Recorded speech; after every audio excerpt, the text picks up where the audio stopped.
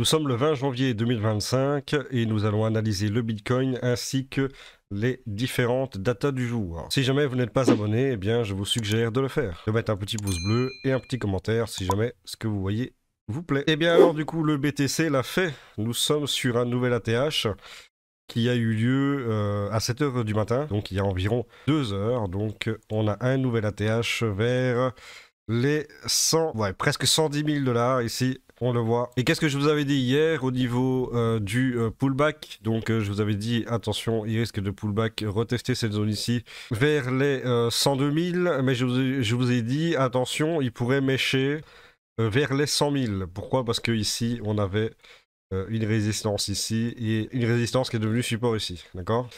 Donc je vous ai dit attention, ça pourrait être, ça pourrait bêcher et ensuite pouvoir remonter, clôturer au-dessus. Alors ici il a clôturé en dessous, donc il n'a pas fait tout à fait ce que j'ai dit, mais grosso modo il est quand même allé chercher les 100 000 comme je l'avais prévu qu'il le fasse. Et ensuite, ben là du coup, on est clairement sur un nouvel ATH sur BTC. Donc cool. Alors quelle est la suite du coup? La suite à la limite c'est qu'on a encore un petit peu de jus, hein, on va dire, ici la moyenne mobile 100 est en train de tranquillement remonter sur le RSI. Donc on a un petit peu de jus là vite fait. Sur les wave train quand même, c'est quand même assez haut. Ishimoku oscillateur aussi. Donc je pense que là ça pourrait peut-être aller tergiverser dans cette zone ici avant de redescendre, chercher un bas de canal pour la suite. Donc c'est ça que je verrai sur le BTC. Maintenant, si vraiment il y a une très grosse euphorie, là, clairement, je verrais bien directement chercher beaucoup plus haut. Hein. Là, on pourrait peut-être même partir chercher les 120 000 direct. Voilà, 120 000 dans cette zone ici. Si vraiment l'euphorie et que la pression d'achat est vraiment présente, on pourrait peut-être aller chercher les 120 000 $. Donc ça, c'est plutôt cool aussi. Donc voilà pour le BTC. Pour la Bitcoin dominant, c'est bien, du coup, il a fait exactement un de mes scénarios. Qui était de retester ici cette order block de résistance ici, donc à 59,20. Pourquoi? Parce que les alts ont encore pris cher. Il y a eu une grosse baisse pendant la nuit. Donc ici, voilà, de retour, retester cette zone ici. Je ne sais pas si on va la passer. Après, si le BTC va vraiment chercher les 120 000 $, on pourrait peut-être break. Oui, effectivement, il y a chercher un haut de canal vers les 60,50%. C'est possible, c'est pas ce que j'aurais vu dans l'immédiat, mais pourquoi pas. Maintenant que le BTC a fait un ATH, il pourrait très bien redescendre. Donc voilà, surtout qu'on a quand même l'Ishimoku oscillator qui crève le plafond. Au niveau du RSI, on a encore évidemment un petit peu de mou. Donc voilà, pour l'instant, je ne jure de rien pour le moment. Donc voilà. Et donc au niveau du total 3, c'est ce que je vous ai dit tout à l'heure. Donc on a eu une énorme chute ici des altcoins hein, qu'on peut voir ici. Mais du coup, le support a tenu. Donc, je vous ai dit que le support ici serait intéressant. Il a été méché ici, donc sur au final, les petites résistances. J'aurais cru qu'il aurait été chercher les 0,5. À la limite, c'est pas très grave. Et là, il est en train de remonter directement derrière. Donc ça, c'est plutôt positif. Ça signifie qu'il y a de l'argent qui arrive en masse. Je pense aussi que le fait qu'on ait eu le token de Trump qui est arrivé, apparemment ça aurait fait venir des centaines de milliers de nouveaux investisseurs dans la crypto. Donc du coup, ça a eu pour effet de faire venir de l'argent et dans le BTC et dans les altcoins. Donc ça c'est plutôt intéressant, c'est plutôt bénéfique. Il y a des gens qui disent que oui, c'est pas bien, qu'il y a eu un même call sur Trump, etc. J'ai écouté. Moi personnellement, j'ai fait un x8 dessus, donc je vais pas cracher dessus. Et honnêtement, voilà. Moi, je suis un opportuniste. Je suis là pour les opportunités. Après, je suis pas là pour aimer une crypto. Je suis là pour gagner de l'argent. C'est simple. Il n'y a pas à tergiverser pendant 30 ans. C'est comme ça, c'est tout. Voilà. Donc alors pour le total 3, eh bien du coup nous avons une résistance actuelle vers les 1,08 T. Donc pour l'instant on voit qu'il galère dans cette zone ici, hein, il n'arrive pas à la passer. S'il arrive à la passer, il y a une autre résistance vers les 1,13, ok, ici. Donc je le verrai bien retester cette zone ici, vers les 1,13 T. Et si vraiment il y a de l'engouement, de l'euphorie et que ça pète à la hausse grâce au token de Trump qui a mis une impulsion pour tout débloquer, eh bien ma foi, pourquoi pas aller chercher des plus hauts. Donc à ce stade, ici, difficile à trouver où il pourrait y avoir une résistance, puisqu'on se retrouverait sur un ATH. Donc là, on est sur un ATH, donc si ça monte plus haut, bah, du coup, c'est un nouvel ATH, donc on ne sait pas savoir à l'avance où il va y avoir une résistance. Enfin, il y aurait moyen de le savoir, mais il faudrait faire une analyse poussée avec des vagues idiotes et il faudrait utiliser la prolongation de Fibonacci selon la tendance pour identifier cela et je vais pas le faire dans cette vidéo parce que ça prendrait un petit peu de temps et de réflexion parce que sinon ça ferait une vidéo d'1 heure, ça le ferait pas. Mais globalement, en tout cas, c'est plutôt positif. On a l'air de repartir sur un canal haussier ici, apparemment. Aussi, donc ça a l'air plutôt positif aussi, donc tant mieux. Pour le Fear Grid Index, nous sommes à 76. On a perdu 1 point par rapport à hier et nous sommes toujours en extreme grid. Donc tout va bien, évidemment toujours faire attention qu'en extreme grid, il peut potentiellement y avoir des crashs derrière, hein, parce que on dit souvent qu'en extreme grid il faut vendre et en extreme fear il faut acheter, voilà, globalement, si on grossit le trait c'est un peu l'idée, donc attention. Et voilà, donc au niveau de la liquidation headmap, nous voyons que le BTC vient de faire à 7 h du matin une énorme bougie, comme on peut le voir ici, pour aller chercher la liquidité qu'il y avait au nord.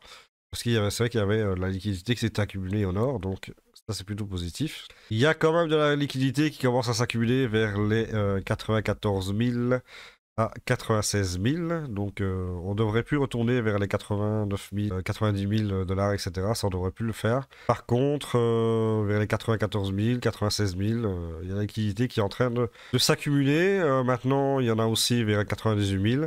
Je pense que c'est des liquidités en fait qui vont des ordres d'achat qui vont se déplacer, hein, vu que là on a vraiment tout pété vers le nord. Ça devrait se déplacer à mon avis vers les 100 000, je pense qu'on redescendra plus en dessous de 100 000, donc ça c'est plutôt cool. Il n'y a pas grand chose cette semaine au niveau de la macroéconomie, hein. Donc mardi on a juste ça, mercredi on a l'indicateur avancé de conférence, donc voilà on s'en fout. On aura juste jeudi, le plus important, à 14h30 c'est les inscriptions aux allocations de chômage, et à 17h les stocks de pétrole. Donc ça sera quand même plutôt important. Et on aura les PMI préliminaires vendredi sur les différents pays comme les États-Unis, Angleterre, Europe et la France. Après, ne me faites pas dire ce que j'ai pas dit. L'Europe, c'est pas un pays, c'est une institution et pas une civilisation. Soyons clairs là-dessus. Donc voilà, il n'y a pas grand-chose cette semaine. Et au niveau de l'alcool season, nous sommes à 49.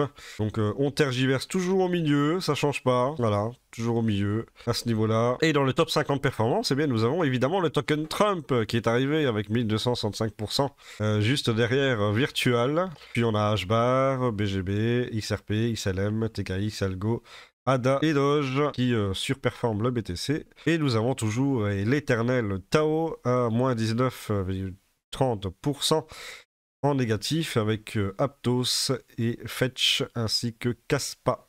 Voilà pour le top 50. Et pour la tokenomique, eh bien nous avons une émission de tokens de 76,80 millions de dollars de tokens, ce qui représente 4,67% de la supply sur FTN. Et il y a actuellement 27% de tokens émis. Et apparemment tous les 7 jours, nous avons la même chose qui s'émet, donc une tokenomique assez dégueulasse. Donc ça risque d'être pas ouf pendant un petit moment sur ce token là. Donc voilà, après vous pouvez constater que parfois vous avez des grosses émissions de tokens, mais pour le coup il n'y a pas forcément de baisse derrière, mais tout simplement parce qu'en fait c'est absorbé par les acheteurs, parce qu'on est en bull market. Par contre, quand il y aura des émissions de tokens en bear market qui seront assez violentes, là vous pourrez constater des baisses assez violentes aussi par rapport à ça, parce que du coup il n'y aura pas d'acheteurs pour absorber les tokens qui ont été émis. Voilà. Pour les alts, on m'a demandé de faire une analyse technique sur Sol, sur Solana, dans les commentaires de ma précédente vidéo. Donc n'hésitez pas à demander si vous souhaitez également que j'analyse un token qui se trouve sur une plateforme d'échange et disponible sur TradingView. Eh bien, n'hésitez pas à demander, je le ferai avec plaisir. Et petite parenthèse, si jamais vous n'êtes pas encore abonné, n'hésitez pas à le faire, à mettre un petit pouce bleu et un petit commentaire pour soutenir la chaîne. Hein, pour la faire évoluer, tout simplement. Donc merci à vous. Alors Solana, Solana également a fait un ATH à 295 $. Donc ça c'est plutôt cool. On va se mettre en vue semaine, que je vois un petit peu au niveau... voilà, alors en vue semaine, ouais effectivement il a fait un ATH. Il a été chercher un plus haut que celui-ci, ok, qui date quand même de 2021, donc du précédent cycle apparemment. Ok. Ah, le pire, moi, c'est que Solana, je l'ai vu vers les 10 $. À peu près dans cette zone ici. Si j'avais su qu'il prendrait tout ça, je l'aurais pris. Hein.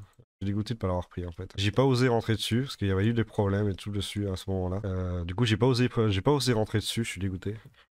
Si j'avais su.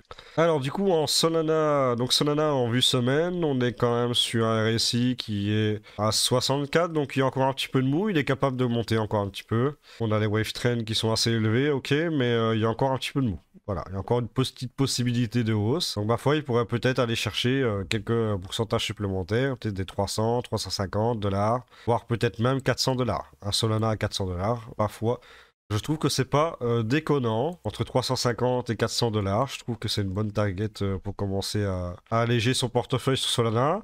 Bien que, vu qu'il a fait un ATH, alléger son portefeuille sur Solana, je pense que c'est la zone idéale pour le faire ici. Un petit 25-35% de sa position en vente ici me paraît quand même, je trouve, assez intéressant. Surtout si vous l'avez pris dans des zones assez basses en 2023. Donc moi, je trouve que cette zone ici est un bon passage de vente, vu qu'il a fait un nouvel ATH. Maintenant, s'il monte vers les 350-400, là, à ce moment-là, on pourra vendre une volée supplémentaire vers les, allez, on va dire, encore 25 ou 30, 35% supplémentaires, et puis... voilà, on sait jamais, hein, il ira peut-être chercher 600 $, hein, c'est possible. Hein. On n'en sait rien. Avec les phases paraboliques, on ne sait pas. Donc maintenant, si retracement il devait y avoir, eh bien, il y a un retracement vers les 180 $. Pourquoi? Parce que du coup, ça rejoindrait le bas du canal et ça rejoindrait le support qui se trouve à peu près ici. Voilà, si jamais ça devait retracer, eh bien, on irait chercher ces zones-là. Il y a un support vers les 161, un autre qui est un gros support, hein, on le voit ici. Ce gros support-là est intéressant. Pourquoi?